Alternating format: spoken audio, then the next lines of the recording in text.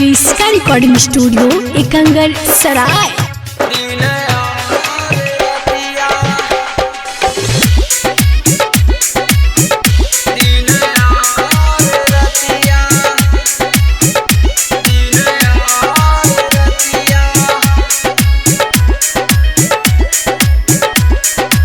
Presented by Kriska films. गोरखी पूतैया है गे मैया, गोरखी पूतैया गाया से लाइबो गे मैया, गोरखी पूतैया है गे मैया, गोरखी पूतैया दवाइया खिलाई तो गे मैया, दवाइया खिलाई तो गे मैया, दिन और रतिया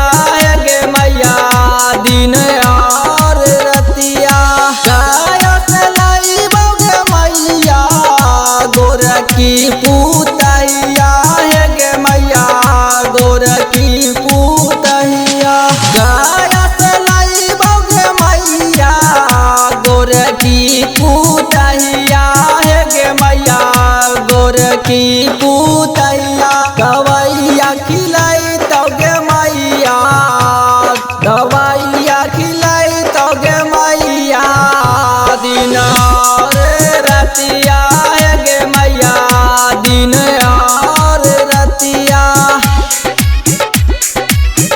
दिन और रतिया।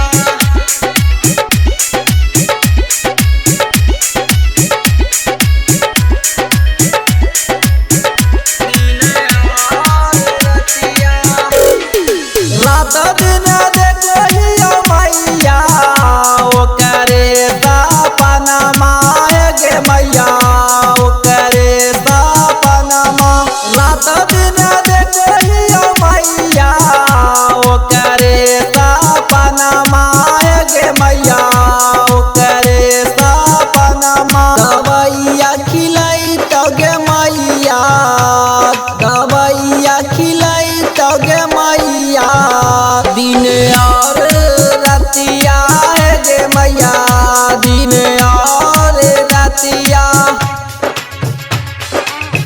दिन और रतिया। दिन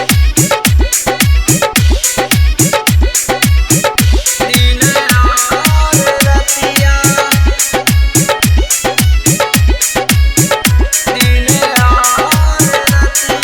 क्रिस्का रिकॉर्डिंग स्टूडियो एकंगर सराय। बेटवा मनोज ले मैया, टेंशन नाली है गे मैया, टेंशन नाली है रोहित के संग गे मैया, बारतिया जाइबो है गे मैया, बारतिया जाइबो काजली के लाइबो गे मैया, काजली के लाइबो गे मैया, बनताओ पूतहिया है गे मैया, बनताओ पूतहिया। क्रिस्का रिकॉर्डिंग स्टूडियो एकंगर सराय।